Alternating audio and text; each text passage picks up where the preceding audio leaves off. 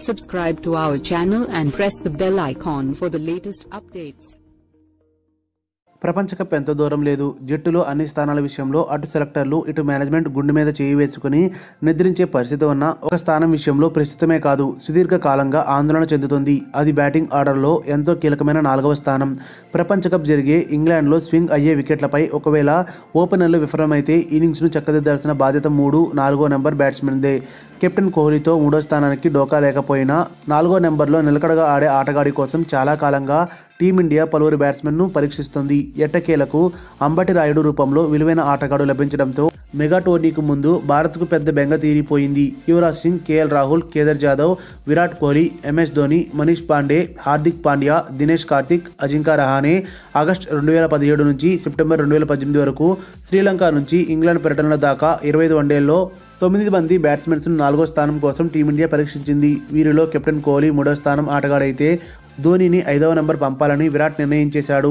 దాంతో మిగిలిన 7గురిలో ఒక్కరు కూడా 4వ స్థానంలో జట్టుకు దిలాసా ఇవ్వలేకపోయారు. 4వ నెంబర్కు యువరాజ్ సూట్ అయినా అతడు దాదాపు రిటైర్ అవ్వడంతో పరిగణలోకి తీసుకోలేదు. ఇక మిగిలిన 6గురికి 4వ నెంబర్ సరైన స్థానం కాదు. కేఎల్ రాహుల్ విషయానికి వస్తే అతడు అసలు లోయర్ ఆర్డర్ బ్యాట్స్మెనే కాదు.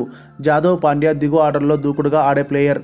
శ్రీలంకలో జరిగిన నిదహాస్ కప్లో బంగ్లాదేశ్పై చివరి బంతికి సిక్సర్ కొట్టి జట్టుకు అద్భుత విజయం అందించిన కార్తిక్ ఫినిషర్గా తనకు అంది వచ్చిన అవకాశాన్ని ప్రతిసారి వినియోగించుకున్నాడు.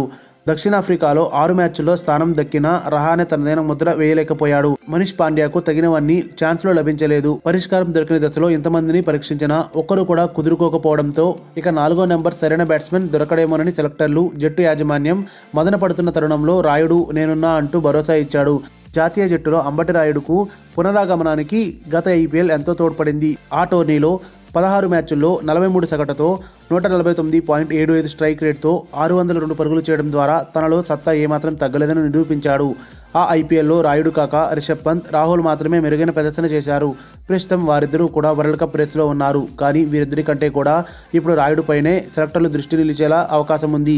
యోయో టెస్ట్లో విఫలమైన ఇంగ్లాండ్ పరిస్థితుల్లో అంబటిని పరీక్షించాలని సెలెక్టర్లు నిర్ణయించారు. ఆ క్రమంలో అతడికి ఆసియా కప్లో ఛాన్స్ ఇచ్చారు. తదనంతరం 11 మ్యాచ్ల్లో ఏకంగా 56 సగటుతో ఓ సెంచరీ, 3 హాఫ్ సెంచరీలతో 392 పరుగులు సాధించిన రాయుడు తన ఎంపికకు పూర్తి న్యాయం చేశాడు. ఎవరికి ఇవ్వనన్ని అవకాశాలు రాయుడుకే ఎందుకు ఇచ్చారన్న ప్రశ్నకు కెప్టెన్ రోహిత్ అనుభవం అని సూటిగా బదులిచ్చాడు. 5వ వన్డేలో 4/18తో మరో ఘోర పరాభవం తప్పదా అని అభిమానులు తీవ్ర ఆందోళన చెందుతున్న తరుణంలో రాయుడు 113 బంతుల్లో 90 ఆడిన తీరును ఎంత ప్రశంసించినా తక్కువే. ఆదిలో ఎంతో సంయమనంతో బ్యాటింగ్ చేసిన ఈ హైదరాబాదీ కుర్రాడు ఒక్కసారిగా జూలు విదిల్చాడు. 4లు, 6ర్లతో స్కోర్ బోర్డును పరుగులు పెట్టించాడు. ఆఖరి వన్డే విజయంలో విజయ్ శంకర్, హార్దిక్ పాండ్యాల పాత్రల కన్నా భారత్ పోరాడే స్కోరుకు తొలత బాటలు వేసింది రాయుడే. వన్డేలో 4వ స్థానం ఎంత కీలకమో చెప్పాల్సిన అవసరం లేదు. జట్టు ఇన్నింగ్స్ అంతా ఆ బ్యాట్స్మెన్ చుట్టూనే తిరుగుతుంది. ఆ స్థానంలో బ్యాటింగ్ చేసే ఆటగాడికి వన్డేలో ఎదురయ్యే ప్రతి క్లిష్ట దశ అవగతమవుతుంది. టాప్ ఆర్డర్ విఫలమైతే మధ్య ఓవర్లలో ఇన్నింగ్స్ను గాడిన పెట్టాల్సిన బాధ్యత ఆ బ్యాట్స్మెన్దే.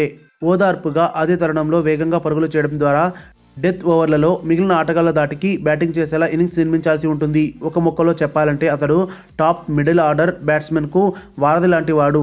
మొత్తంగా ఈ లక్షణాలన్నీ పుణికిపుచ్చుకున్న రాయుడు ఇదే ఫామ్ను కొనసాగిస్తే ప్రపంచ కప్లో భారత్ విజయాల్లో తన వంతు పాత్ర పోషించాలని ఆశిద్దాం. మరిన్ని అప్డేట్స్ కోసం మన ఛానల్ని సబ్స్క్రైబ్ చేయండి.